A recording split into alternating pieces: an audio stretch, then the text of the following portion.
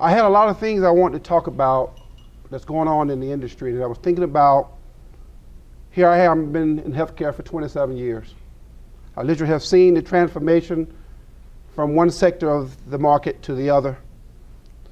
And there's always three words. When you hear these three words in any industry, change is on the way.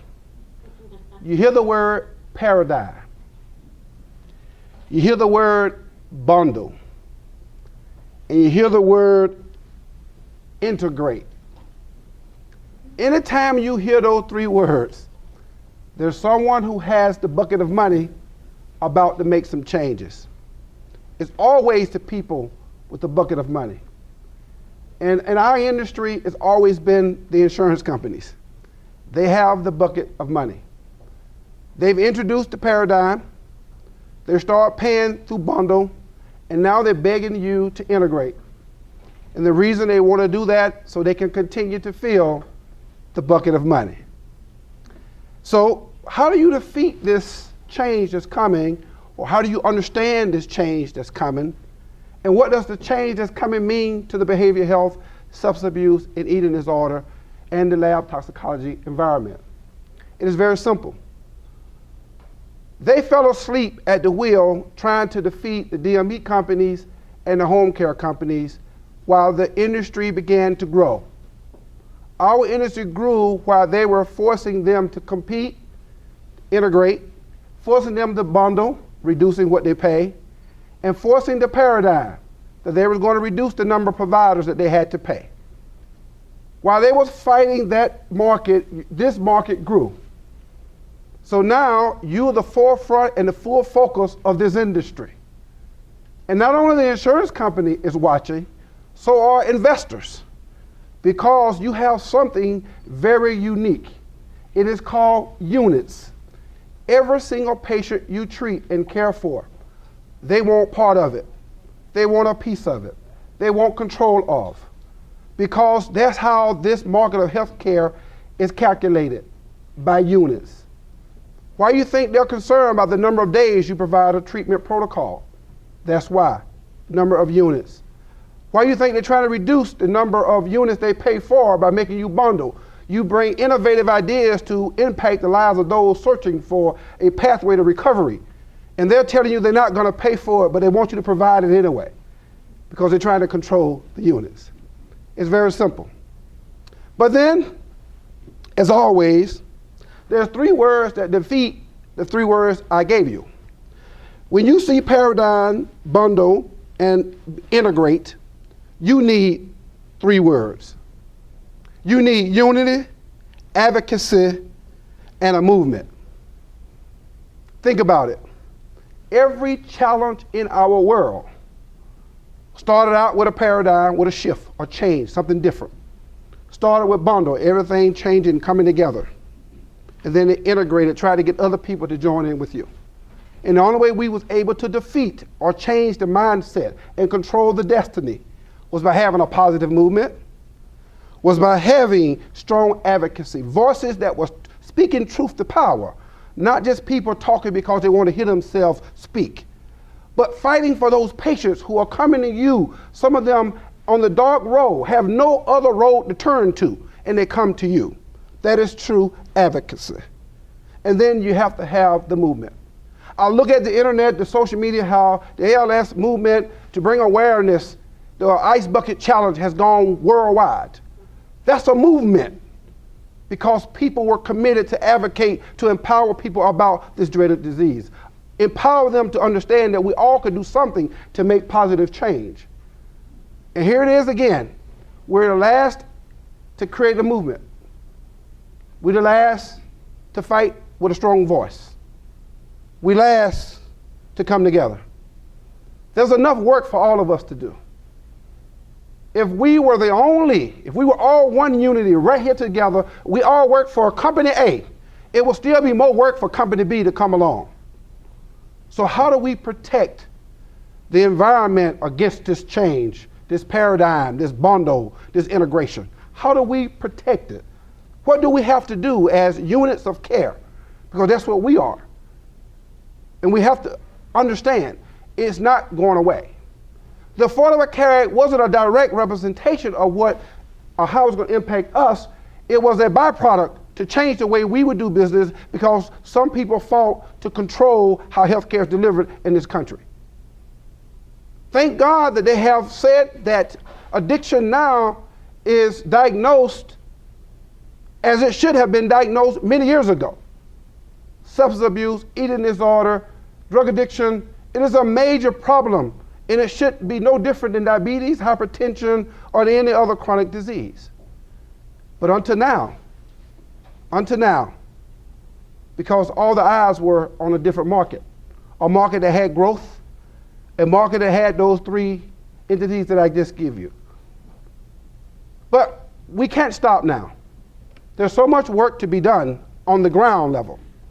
Every day, a life come to you, and they put themselves in your hand.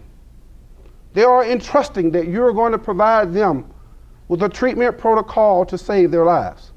Not physically, but emotionally and spiritually. They are calling upon us to do this. And we should not let an insurance company or a government dictate how you should treat that client. And it should not be viewed as the unit.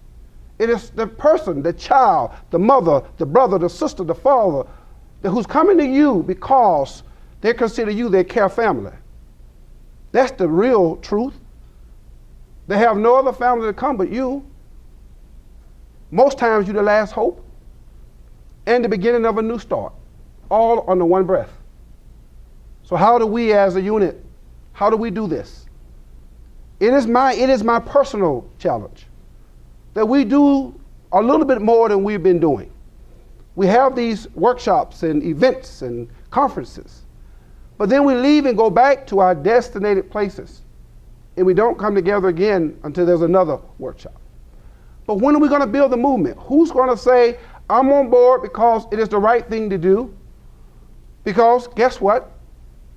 There are many of you and us, people we know, our friends and family members, who all have either encountered or had to deal with the work that you do every day. No one is exempt, no color, no income status, none of us are exempt. So how do we combat it? How's it done? So at the end of the day, here's what I ask that we do. Thank you, Troy. I've had a natural passion for advocacy. It's what got me out of the southern woods of Georgia. Because I was told that I could do anything. I could be like an eagle and could fly. But I couldn't fly by myself if I was going to make change. You had to have people on your team.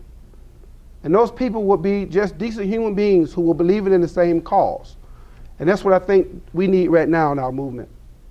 This is a movement calling on us to do something greater than just the day-to-day protocols. Because if we don't, the insurance company will win again. And if you don't think it's true, ask your local doctor. Their whole entire practice was swamped up by managed care. They teased them with capitation and snatched their business from right underneath them. Ask the home care agencies now, if you know of a senior citizen who used to be able to get a caregiver in the house for an extended period of time from a fallen broken hip, now those services are cut. Prescriptions. Your doctor could tell the pharmacist to give you what you needed to get well, and it was based on his clinical protocols and clinical acumen to help you understand that you take this medicine, you're going to feel better. That's also been challenged. So what's left? The psychosocial work we do every day, that's the only thing that's left. There's no other part of healthcare. All eyes on us. All eyes. Eyes with money, eyes with lobbyists, because they see that we're not together. They came and targeted, and some of them rightfully so, but targeted some of the sober homes. They're targeting now that if you can't have two business entities they're starting to attack the foundation, the fabric of what is really should be out of their control. But we're giving them power because we're weakened by our inability to desire to move forward and unify. But I'm optimistic. I've always been. I'm the overachiever. When they say it can't be done, I don't treat it as no, I treat it as not yet. And that's what we should do. I implore you to also think that way. Today, your practice may not be affected, but tomorrow it could. There are patients today, right now, you've never heard their names or seeking a place of care. And they need to have access to those places. An insurance company shouldn't dictate and make you have to be in or out of network. You should be qualified to provide a service, and someone who needs it should be able to get to you and to more of you. And your protocol should not be cut in half because some shareholder wants to make an extra 40% on his return. That's just not right. Every patient needs a different protocol. There's a different history for every single person who enters your facility. There's not one, two the same. So why should the treatment protocol be the same? There has to be other interventions. So that is my plea today. And honestly, I really did. I wrote 8 pages. I did. But my spirit didn't tell me that's what you needed to hear. This is a movement we have to make. And we have to make it together, linked arm in arm, feet to feet, step by step, regardless of when you started. I said this in San Diego. You don't have to like me. I'm a nice person, but some people just don't like me. I'm sorry. I'm an advocate by nature. It's in my DNA. I've been tested. And my DNA says I am an advocate. So, all the ones of you who have been tested, if your DNA is passion, I invite you. If your DNA is love, I invite you. If your DNA is caring for those who are less than, I invite you. If your DNA say that you stand for right, I invite you. If your DNA say at the end of the day, you're going to do it right, I invite you. Thank you.